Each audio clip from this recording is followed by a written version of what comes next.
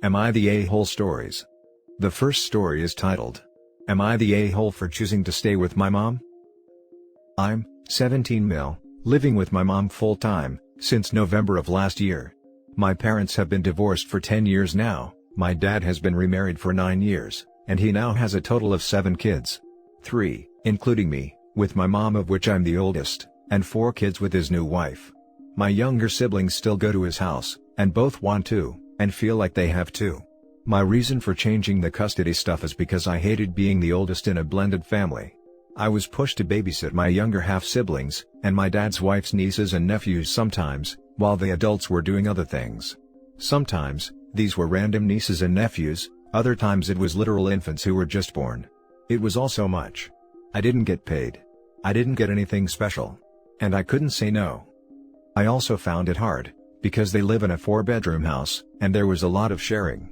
I was expected to help feed the younger kids, and I didn't mind it so much, but some of the time, I do. But it was always my dad's wife issuing the orders. I know she's my stepmom, and a parent in the home, but I don't have any respect for her. I feel like she wanted to use me as a nanny for her. The reason I feel this way is, she asked my mom to send me over there at times when it was my mom's parenting time, so I could babysit. Like every other week wasn't enough, she wanted to eat into my time at home as well. She also tried to shame me for liking and spending more time with my full siblings, than my half-siblings. She said it wasn't fair to treat them different. But A, the age gap is big, and so I will do different things, and B, it does feel different, because the divorce was hard on me, and I spent years being pissed that my dad would leave my mom for someone else and have more kids.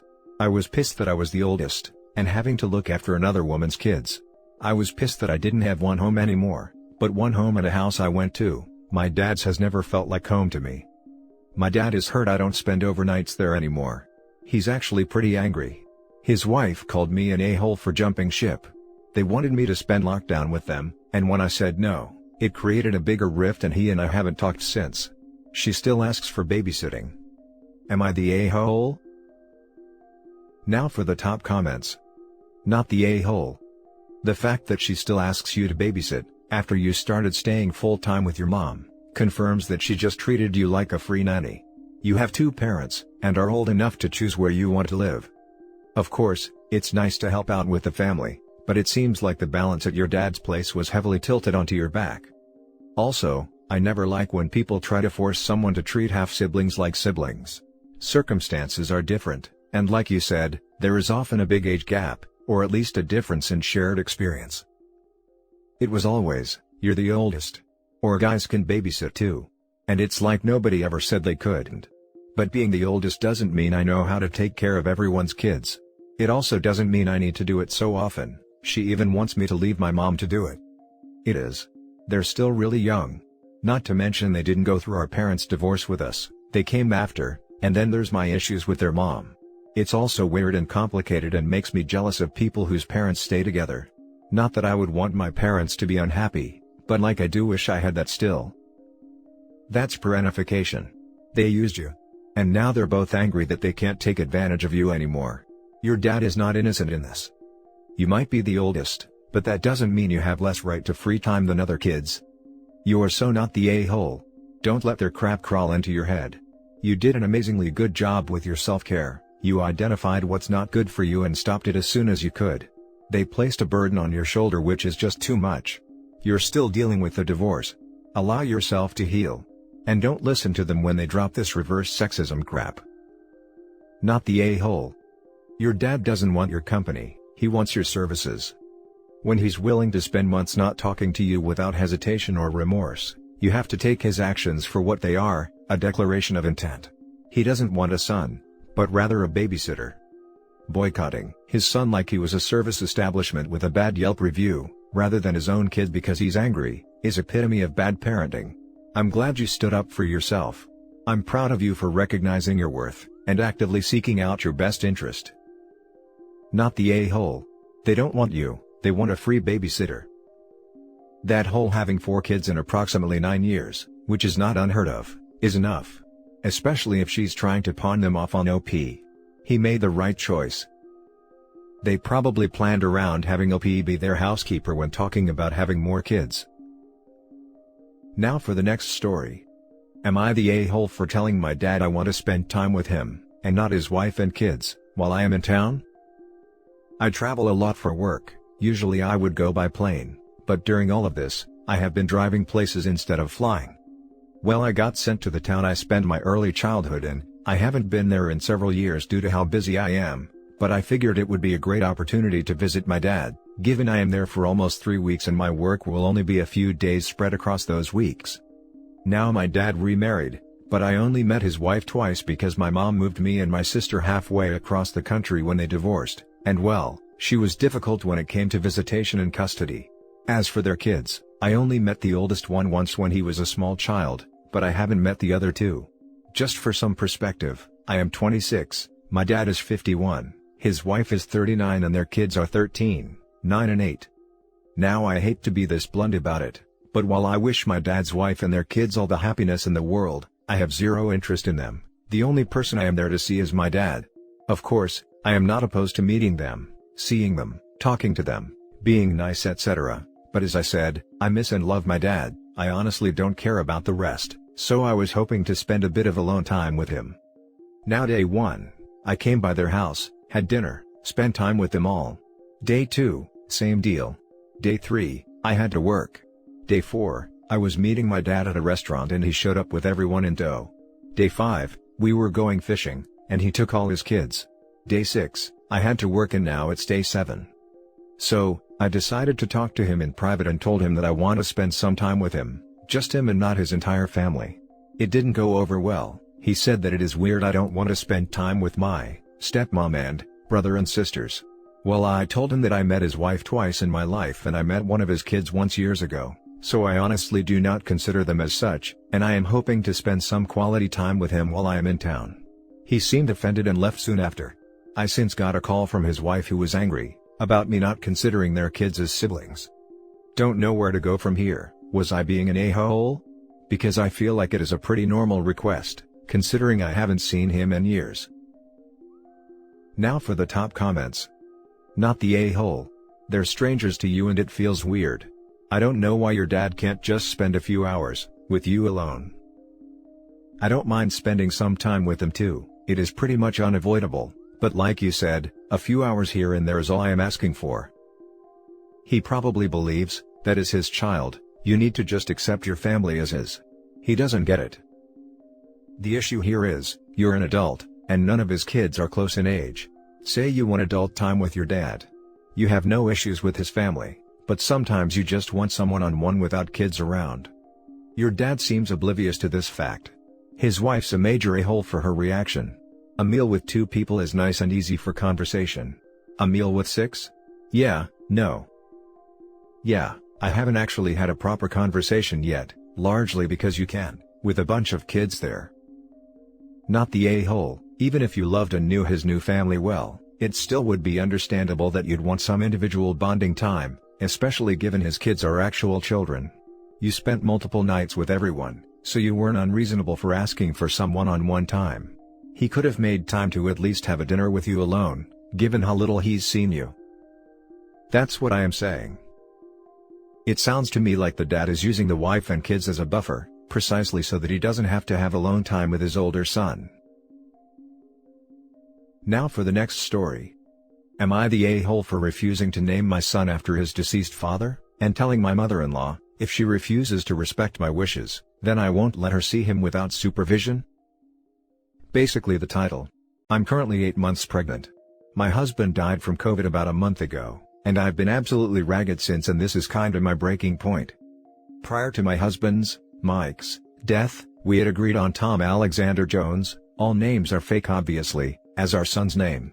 Tom, we decided on together, Alexander after my husband's grandfather, and Jones is my last name. My husband took my last name after marriage by choice, as he didn't have the best upbringing, and was limited contact with his parents.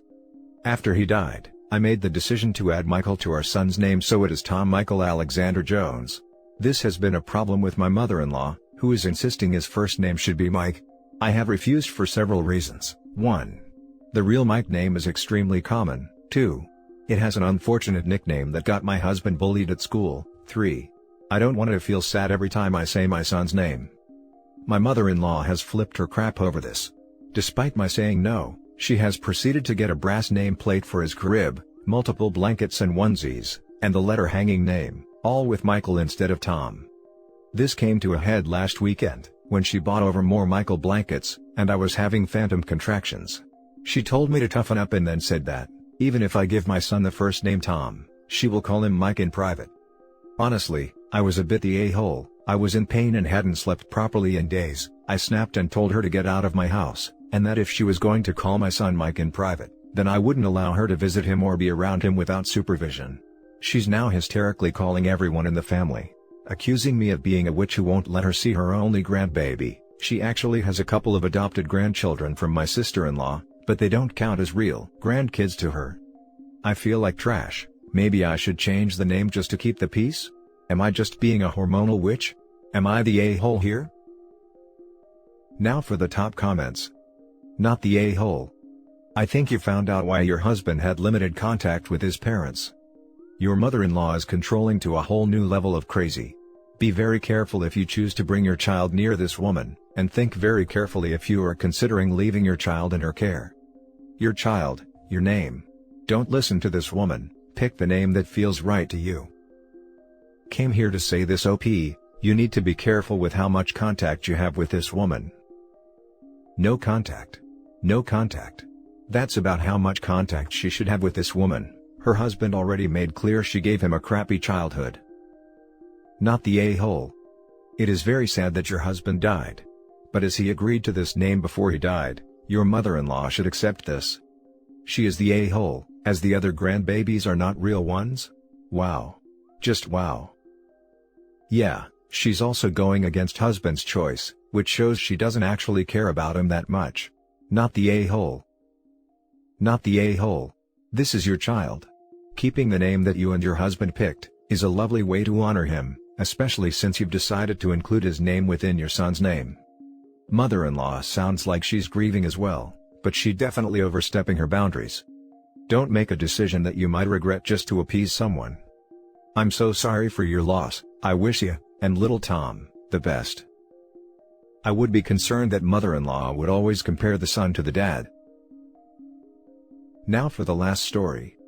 Am I the a-hole for getting angry when a family secret was downplayed in front of my kids? I might be overreacting, because I really don't like my in-laws, but I don't know. My husband and his brother have a set of older half-siblings who are the same age as their mom. His half-brother and his mom fight over everything. Neither of them takes it that seriously, so I think it's more sarcasm, but it gets seriously annoying. Also, I try to teach my kids not to name call, and then the two of them go at it right in front of them. Yesterday, we went to their house and mother-in-law and brother-in-law were doing it again. My 8-year-old asked why they hate each other, and mother-in-law just said they don't, but brother-in-law has to add that they used to date and it ended badly. My 13-year-old was super freaked out. I tried to change the subject, but mother-in-law told her that is how she met father-in-law, and then father-in-law interjected that brother-in-law was broke and she needed a real man. They just laughed, but I could tell my daughter was very uncomfortable, and I think it's gross that he brags about taking his son's girlfriend like that. I've heard him joke about it before, combined with what a crappy dad he was to his own kids. It just really grossed me out. I yelled at them that they are disgusting, and they aren't doing a much better job as grandparents than they did as parents. I demanded that we leave and my husband got mad at me for overreacting. I think I told them they were gross once more, and I woke up to a text from mother-in-law about how every family issue we have involves me overreacting, and don't I see the pattern. Now for the top comments. Not the a-hole. What did I just read? LOL, please take this to Maury or Dr. Phil to get sorted out. Dr. Phil? This is a joke, right? Not the a-hole. This family sounds toxic. The less you can be around them, the better. No a-holes here. I think some of the hardest relationships are the ones with people who we don't choose, in-laws, and when people have different boundaries. OP came from a family with different boundaries than this one. Everyone is justified in how they feel. The hard part is finding a mode of existence that makes everybody comfortable. Asking them not to hash out their trashy past and call each other names in front of children who are clearly uncomfortable is not asking too much. The in-laws are a-holes for not reining in their trashy drama, when asked for the benefit of the kids. What did I just read? Some kind of Ozark Game of Thrones, but without the clarity of lineage. And that's it for this video guys. If you have thoughts to share, leave a comment below. Don't forget to hit like and subscribe if you like this content. I'll catch you in the next one. Good day everyone.